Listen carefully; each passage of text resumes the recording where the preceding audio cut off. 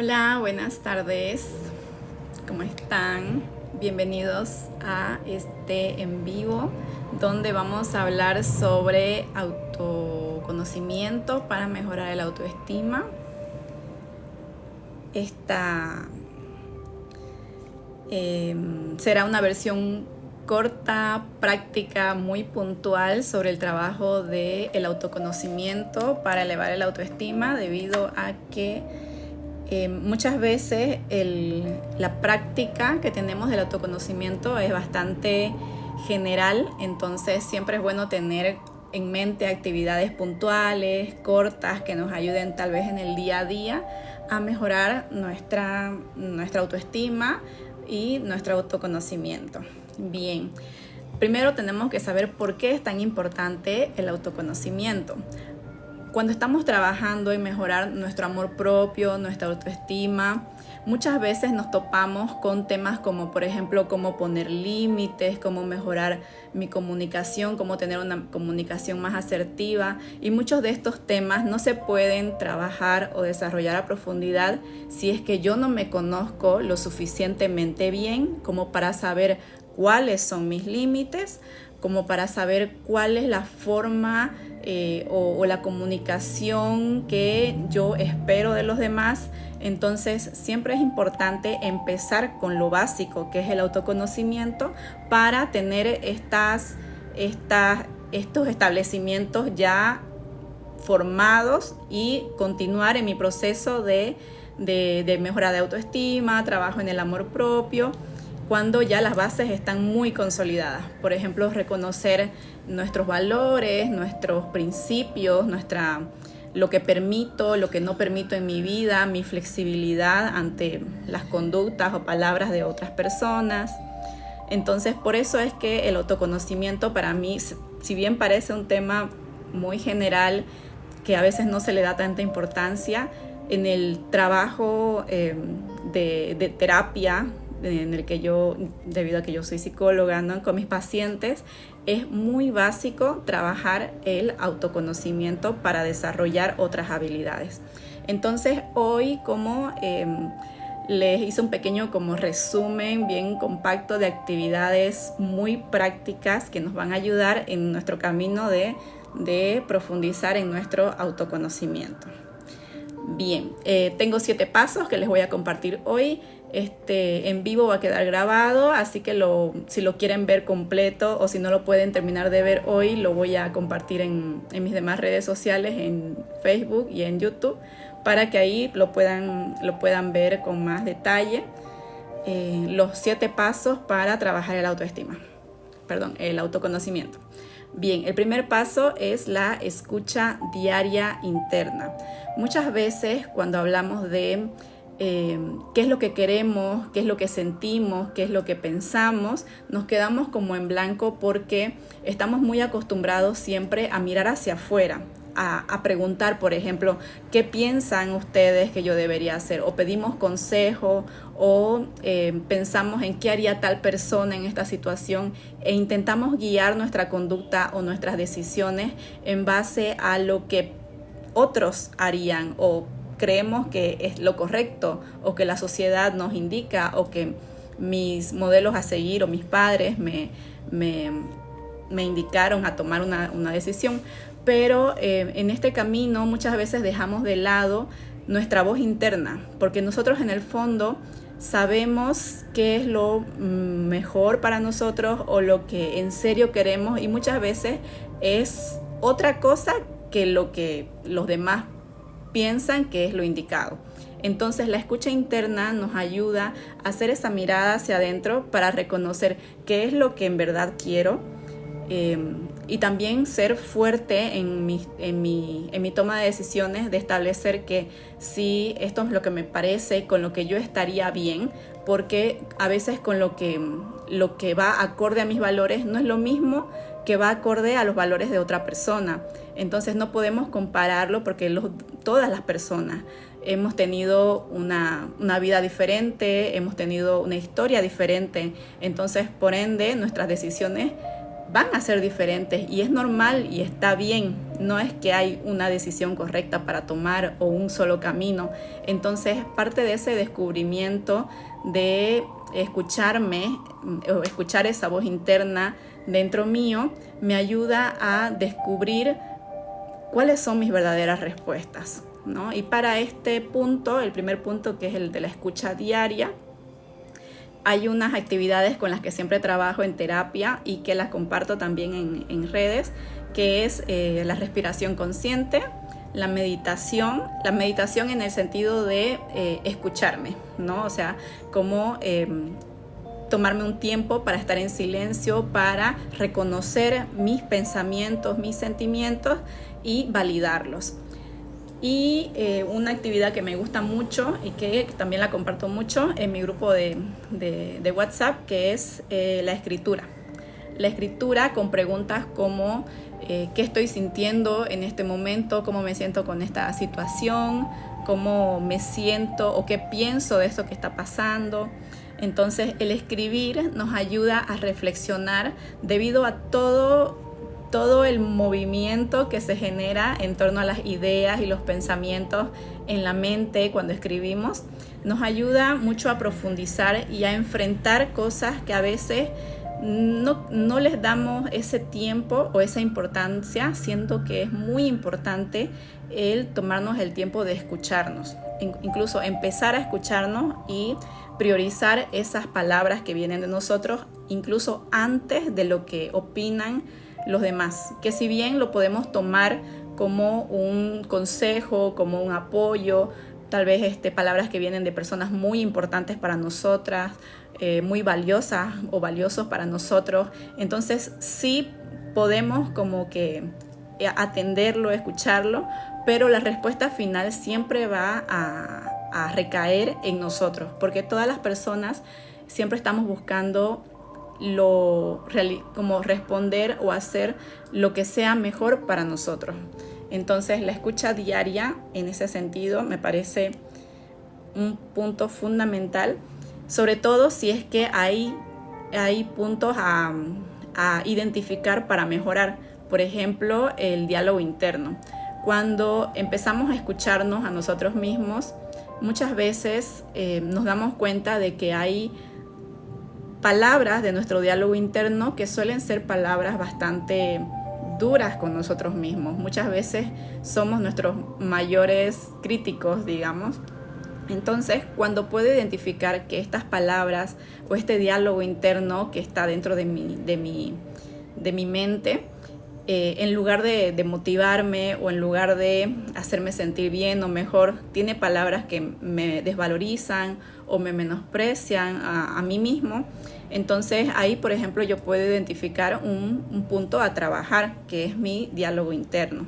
Entonces, y eso no lo lograríamos identificar si no practicáramos la escucha diaria. Entonces, si bien podemos practicarlo con estas actividades como la escritura, la meditación, la respiración, a veces el realizar algunas otras actividades en torno a este punto, por ejemplo, búsqueda de podcast. Hay podcasts que hablan mucho sobre el diálogo interno o cómo mejorar mi escucha interna. También ejercicios no solo de meditación, sino que también de visualización ayudan bastante. Estos ejercicios los podemos encontrar tanto en YouTube como si pertenecen a mi grupo de WhatsApp. Ahí comparto muchas veces ejercicios de escritura terapéutica. Entonces ahí también voy a estar compartiendo las preguntas de estos 7 pasos para mejorar el autoconocimiento. El segundo punto es el registro de emociones y pensamientos. Llevar un diario o un cuaderno de escritura terapéutica nos ayuda muchas veces a tener ese registro de lo que estamos trabajando. Créanlo o no, a todos mis pacientes yo les pido que se consigan un cuaderno que va a ser su cuaderno de terapia, porque yo trabajo con actividades terapéuticas y una de ellas es la escritura. Entonces, cuando tenemos una sesión y hablamos de los temas que estamos trabajando, en la planificación, digamos, al finalizar cada sesión, se envían unas tareas para realizar y entre ellas está la escritura. Entonces, esta actividad de registrar las emociones y los pensamientos nos ayudan a ser conscientes de eso que está dando vueltas en mi cabeza. ¿Por qué es tan importante ser consciente de estas emociones y pensamientos? Porque si nosotros no le damos esa atención, que cuando decimos hacer consciente es darle atención a lo que está pasando en mi mente, eso va a seguir pasando. Por ejemplo, si yo estoy sobrepensando, ansiosa, ansioso, preocupado, triste, molesto, enojado, si yo no atiendo esas emociones, si yo no las identifico y no trabajo en ellas, es muy probable que día tras día yo siga teniendo los mismos pensamientos, sentimientos, o incluso muchas veces no solo se repitan, sino que aumenten. Por ejemplo, yo en lugar de sentirme menos triste, me siento más triste. O en lugar de sentirme menos molesta con alguna situación, pasa que me molesto más conforme pasan los días. Entonces, esto sucede porque las emociones necesitan atención, necesitan ser vistas, ser atendidas, ser escuchadas, y registrarlas nos ayuda a, por un momento, prestarle atención a eso que está pasando por mi mente, por mis emociones, por mis sentimientos. Aquí les dejo 3 preguntas que se pueden utilizar en este segundo punto de registro de emociones y pensamientos. Primer pregunta: ¿qué sientes hoy? En este caso, como estamos pasando el mediodía, que sería ¿qué has sentido hasta el momento de este día? ¿Cuáles fueron los sentimientos que atravesaste en la mañana o al mediodía? ¿Qué sentimientos hubieron el día de hoy? Segunda pregunta: ¿qué pensamientos se repitieron? La mayoría de los pensamientos suelen ser repetidos a lo largo del día, o incluso a lo largo de los días. En una semana podemos tener muchos pensamientos repetitivos. Entonces es bueno identificar qué pensamientos se están repitiendo para poder identificar patrones y atender emociones que están siendo desencadenadas o activadas con estos pensamientos. Y la tercera pregunta: ¿qué situaciones te activaron emocionalmente? Es muy importante que seamos conscientes las situaciones que activan nuestras emociones. ¿Por qué?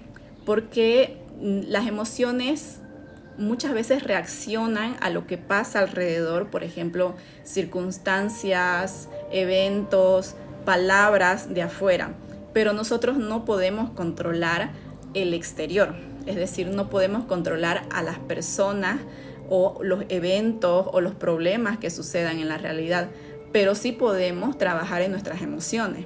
Entonces, cuando yo identifico las situaciones que activan mis emociones, es más probable que yo pueda profundizar en estrategias para trabajar estas emociones y lograr desahogarlas, lograr atenderlas, para que cuando vuelvan a suceder situaciones que me despierten, por ejemplo, estrés o preocupaciones, yo pueda tener herramientas para enfrentar esos momentos de la vida. El objetivo de este segundo punto, vendría a ser identificar patrones, gatillos emocionales, creencias limitantes o creencias positivas o fortalecedoras que nos puedan ayudar también en la mejor gestión de nuestras emociones. El tercer punto es explorar nuestra historia personal. Cuando hablamos, por ejemplo, en terapia, la historia personal es un punto tan importante que es incluso uno de los primeros temas que hablamos en la primera sesión. Luego de hablar del motivo de la consulta, hablamos en terapia sobre la historia personal. ¿Por qué? Porque por un lado yo necesito entender o tener un contexto de qué es lo que pasa o qué es lo que pasó esta persona o qué es lo que pasamos todos a lo largo de nuestra vida, para que en este momento de la vida tengamos estas dificultades. La historia de vida es muy importante porque hay momentos en la infancia, en la adolescencia, en la juventud, en la adultez, que marcan la vida. Y muchas veces estas emociones que se viven en esos eventos que marcan la vida suelen ser emociones que luego dejan una huella muy profunda, y cuando pasan situaciones en el presente, a veces llegan a como que a sensibilizar esa huella o esa emoción que quedó muy marcada desde la infancia. Esto lo vemos, por ejemplo, muy seguido con personas que han vivido infancias muy duras, tal vez de trabajo, tal vez han observado unas relaciones interpersonales de los padres bastante disfuncionales, tal vez peleas, discusiones, o que vivieron incluso maltrato físico o verbal. Entonces, cuando hay estas experiencias en la infancia, los niños, nosotros como niños, llegamos a tener una relación con nuestras emociones diferente de una persona que no vive estas situaciones en la vida. El cerebro de un niño está más preparado, más apto, por ejemplo, a dedicar la atención al aprendizaje, a la diversión, a la creatividad. Para eso está preparado el cerebro de un niño. Sin embargo, cuando en la experiencia de vida nos toca atravesar situaciones de mucho miedo, de mucha tristeza, donde vemos sufrimiento de nuestros padres, ¿no? En estas situaciones el cerebro no tiene las estrategias. ¿Por qué? Porque no está completamente desarrollado. Estamos hablando de un cerebro de un niño.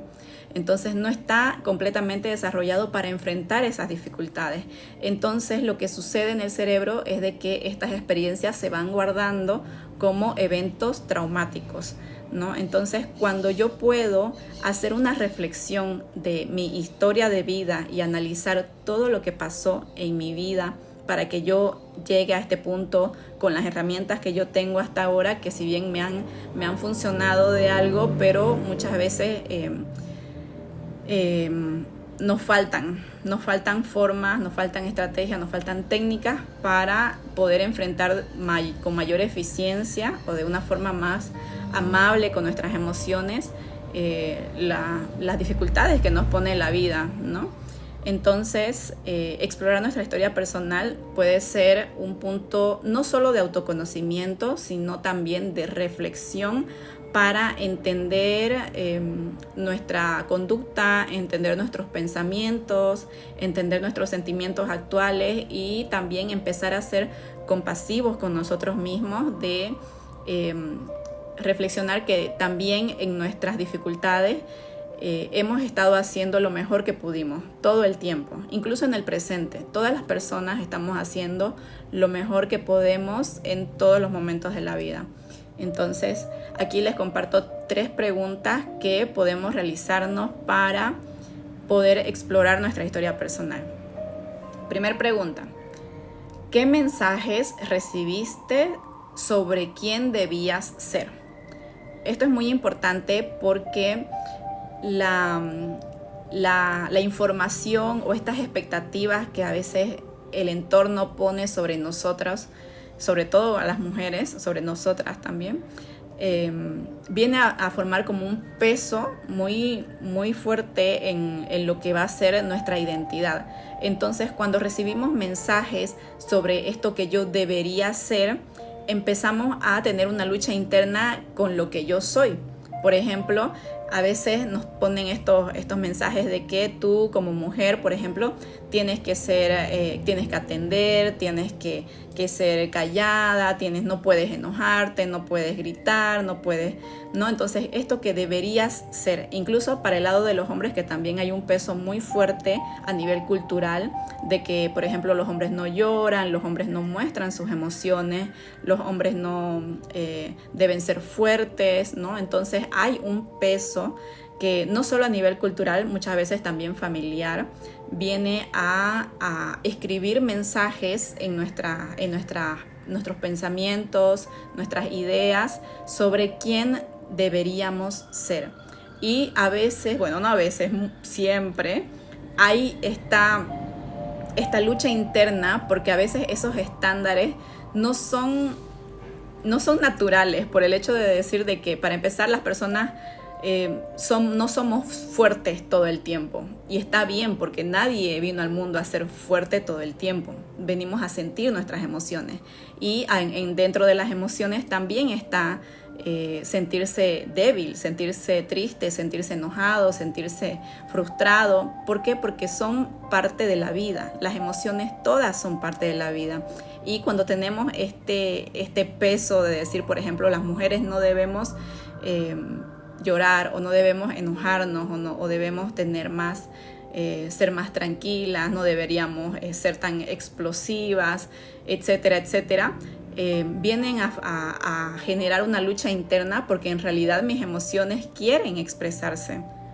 Entonces es importante aprender sobre estos temas de inteligencia emocional, de validación emocional, para que dejemos de estar en lucha con nosotras mismas, con nosotros mismos, y seamos realistas en cuanto a emociones o respuestas emocionales. Segunda pregunta: ¿qué heridas emocionales arrastras? Dentro de la membresía de Un Día a la Vez, que tenemos una serie de talleres, un tema muy importante es el de las heridas emocionales. ¿Por qué? Porque las heridas emocionales suelen ser la base de lo que va a ser mis emociones en el futuro, ¿no? Entonces, hay 5 heridas emocionales que en el taller las nombramos como heridas de la infancia, pero estas heridas no solo suceden en la infancia, también pueden suceder en la adolescencia y en la adultez, y podemos vivirlas incluso en el presente, que son la herida de injusticia, la herida de traición, la herida de rechazo, la herida de abandono y la herida de humillación. Muchas veces todos tenemos las 5 heridas en mayor o menor medida, y otras personas tenemos como que bien identificadas cuáles son las heridas emocionales más presentes en mis emociones. Es importante identificarlas para trabajar en ellas, para poder, haciendo la referencia, ¿no?, metafórica de que se llama herida emocional, hablamos de la sanación de las heridas emocionales, para poder trabajar en ellas.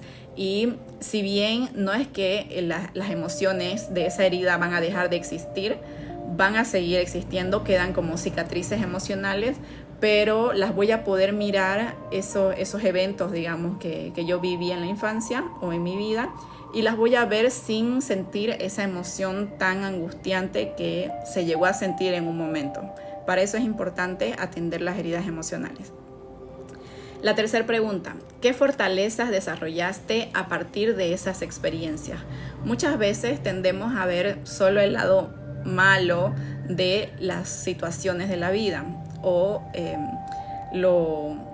tendemos a victimizarnos mucho, por ejemplo, con frases como ¿por qué me pasó esto? Yo no merecía esto. Entonces, esta forma de ver los momentos difíciles de la vida muchas veces nos hacen que sintamos más fuerte las emociones de malestar, como la tristeza, la frustración, el miedo.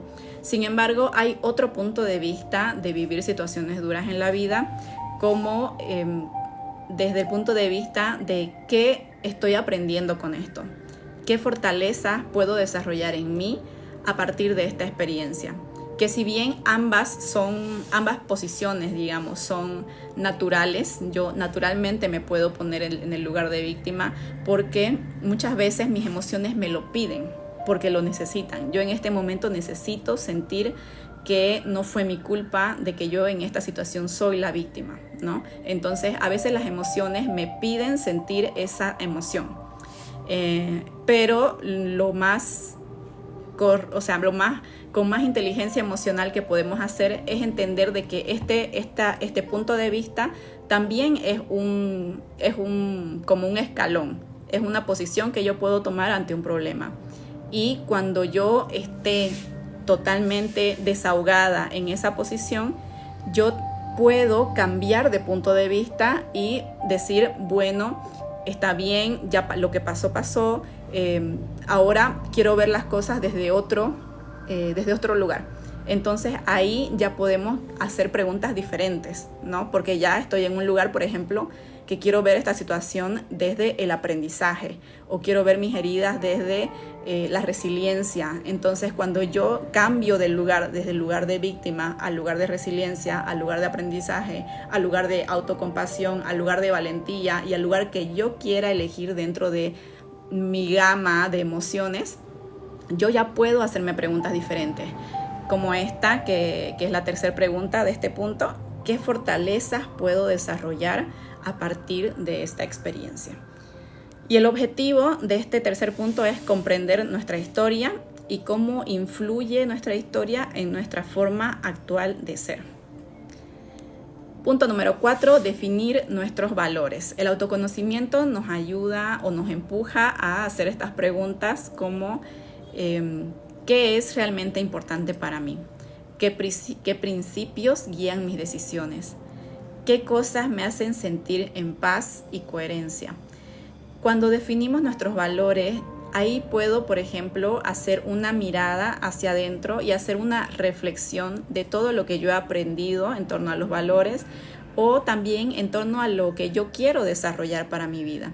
Muchas veces no hemos tenido, digamos, esa cercanía tal vez con los valores, o venimos de entornos bastante tóxicos o disfuncionales, pero eso no quiere decir que yo no pueda aprender nuevas formas de relacionarme con ámbitos positivos de la vida.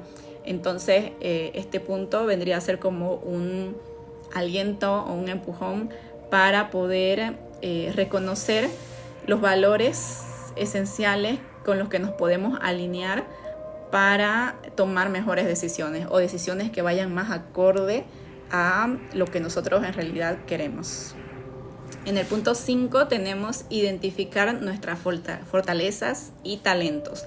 El autoconocimiento nos ayuda a poder identificar todo lo bueno que hay en nosotros, que muchas veces por el diálogo interno pesimista solemos minimizar todo lo positivo en nosotros. Entonces, cuando entramos en el trabajo del autoconocimiento, sale este tema de yo reconocer mis fortalezas y talentos como factores importantes de mi vida. Podemos hacer en este punto actividades como unas listas en nuestros cuadernos de terapia. Podemos hacer una lista de lo que hago bien, qué se me da bien hacer, qué es lo que yo disfruto hacer, cuáles son esas actividades que me llenan de felicidad, de tranquilidad, de alegría, de energía, y qué es lo que yo he escuchado o me han dicho que admiran de mí. Esto nos ayuda a construir estos pilares tan fundamentales para la autoestima, que son nuestros talentos y fortalezas. Este punto es muy importante para reforzar nuestra autoestima y reconocer nuestro potencial. En el sexto punto tenemos: observa tus reacciones y elecciones.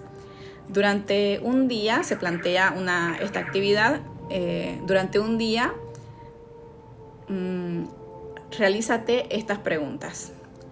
¿Cómo reaccionas ante conflictos o elogios? ¿Cuáles son tus reacciones cuando suceden situaciones problemáticas en tu vida, o cuando alguien te dice cosas bonitas de ti? ¿Cómo actúas? ¿Actúas en respuesta desde el miedo? ¿Actúas en respuesta al deseo de agradar, al deseo de pertenecer? ¿Actúas desde tu verdadera identidad, desde tu verdadera esencia, o tienes que pensar qué responder? Muchas veces, cuando tenemos que reaccionar ante algunas situaciones, nuestra mente nos lleva directamente a pensar qué debería hacer. Debería decir esto, qué va a pensar esta otra persona, y nos metemos un poco ahí en el bucle del sobreanalizar o sobrepensar. Muchas veces tendemos a medir mucho nuestra esencia o nuestras respuestas por el miedo a tal vez no ser rechazado, al miedo a ser humillado, al miedo a ser apartado. Entonces, al observar nuestras reacciones y nuestras elecciones, también nuestras decisiones, nos podemos ir acercando con más seguridad a lo que en verdad somos o a lo que en verdad, con lo que en verdad nos sentimos conformes, de acuerdo, y podemos aferrarnos a esa identidad nuestra que puede ser muy auténtica. El objetivo de este sexto paso o este sexto nivel es cultivar la autoobservación sin juzgarnos. Y el último punto es crear una visión de un yo auténtico. Imaginemos una versión que es más consciente, que es más, tiene más energía, más paz, más tranquilidad. Si tenemos esta imaginación o esta creatividad de pensar en una versión mía que se conoce muy bien, que marca límites, que tiene un diálogo interno muy positivo, que tiene una autoestima muy elevada, que tiene relaciones interpersonales sanas. Si puedo imaginarme esta versión mía, ¿cómo se comporta? ¿Qué pensamientos tiene? ¿Cómo los expresa? ¿Cómo vive la vida tan liviana? ¿Qué hace que lo hace tan feliz? ¿No? Entonces, cuando hacemos estas preguntas de nuestra versión, que todos tenemos esa capacidad de creatividad, de imaginar una versión de cada uno con diferentes características. En este ejercicio la creatividad nos ayuda a tener una brújula interna para guiar nuestro proceso de crecimiento.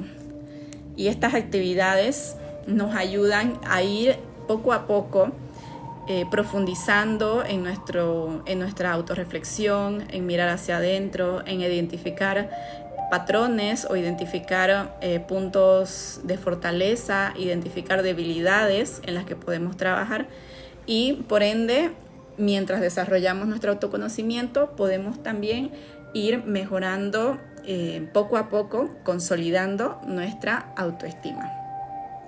Bien, esos fueron los 7 pasos para trabajar en el autoconocimiento. El contenido va a estar en YouTube y en mi grupo de WhatsApp. También lo voy a enviar. Para los que no forman parte, me pueden escribir por mensaje privado y ahí les mando el link. Muchas gracias por participar, por escucharme. Voy a responder las preguntas que me dejaron por aquí. Alguien me preguntó desde dónde trabajo. Yo les comento que trabajo 100% online. Yo soy boliviana, vivo en Santa Cruz, pero viajo mucho. Entonces, hace un año ya que trabajo 100% online, atiendo pacientes de toda Bolivia. Luego me preguntaron también de los precios y la información de las sesiones. Esa información está en el link de mi perfil. Pueden entrar ahí. Tengo servicios de sesiones individuales y terapia grupal. Así también una membresía, que es donde trabajamos el contenido de los talleres, donde abordamos muchos temas de salud mental, como sanación de heridas de la infancia, desarrollo de autoestima, amor propio.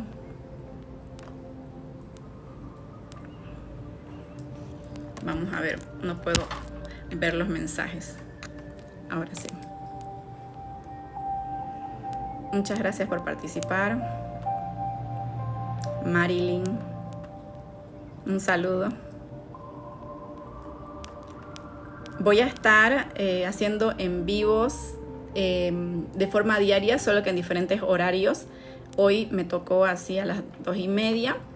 Mañana y en diferentes redes sociales. Mañana voy a estar por Facebook e Instagram. Así que en otra oportunidad nos veremos nuevamente en TikTok. Que tengan un lindo día y iniciemos la práctica para mejorar nuestra autoestima, nuestro autoconocimiento. Ha sido un gusto y hasta una nueva oportunidad. Chao, chao.